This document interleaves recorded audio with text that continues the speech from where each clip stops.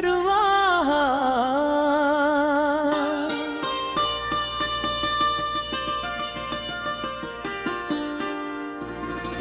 दूर अफ्तादा पहाड़ों के दरमियां एक ऐसी वादी थी जहां हर मौसम अपनी अलग कहानी सुनाता था।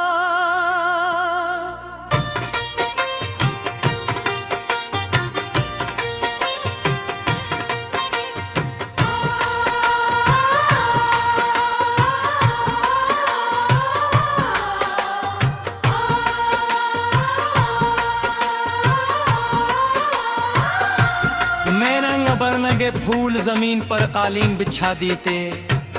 गर्मियों में ठंडी हवाएं दरख्तों के दरमियान गीत गाती। खजा में जर पते खामोशी से जमीन पर इतरते। और सर्दियों में हर चीज बर्फ की सफेद चादर में छुप जाती। इस वादी की खूबसूरती का चर्चा दूर दूर तक था, मगर वहां रहने वाले लोग सादगी और खामोशी को अपनी सबसे बड़ी दौलत समझते थे। अशी वादी के किनारे एक छोटी सी झोंपड़ी थी जहां एक बूढ़ा चरवाहा रहता था।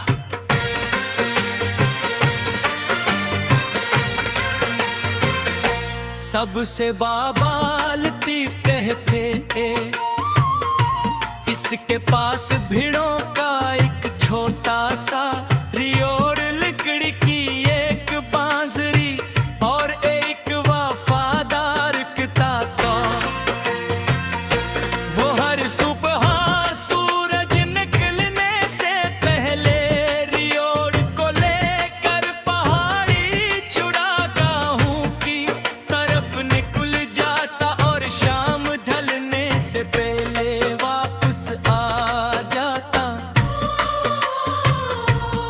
इसकी जिंदगी में ना शूर था न जल्दी, सिर्फ सुकून और तरतीब थी। एक दिन में भी इस वादी में जा पहुंचा।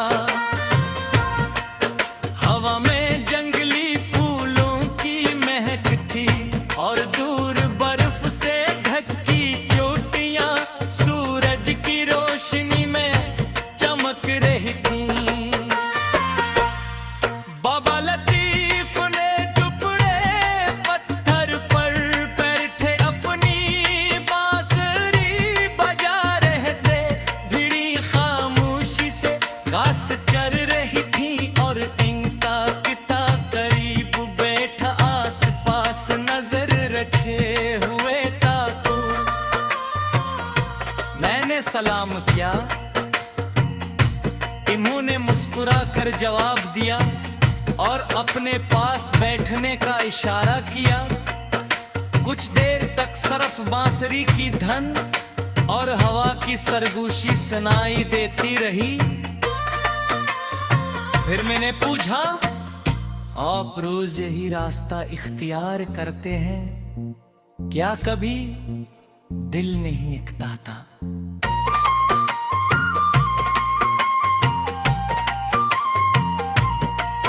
बाबा लतीफ ने दूर पहाड़ों की तरफ देखते हुए कहा,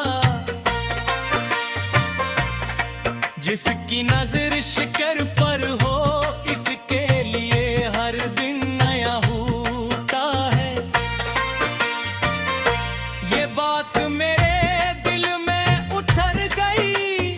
दोपहर के वक्त हम एक चश्मे के किनारे बैठ गए।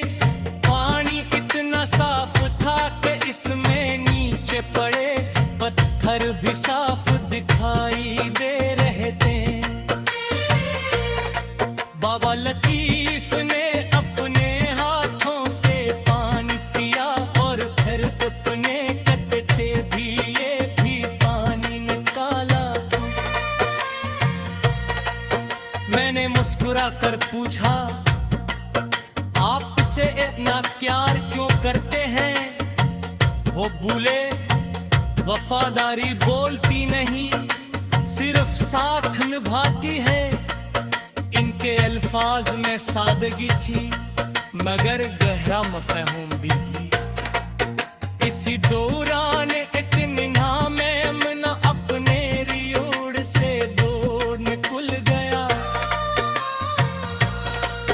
बाबा लतीफ फौरन उठे, उसे आसतगी से गोद में उठाया और वापस उसकी माँ के पास छोड़ाए।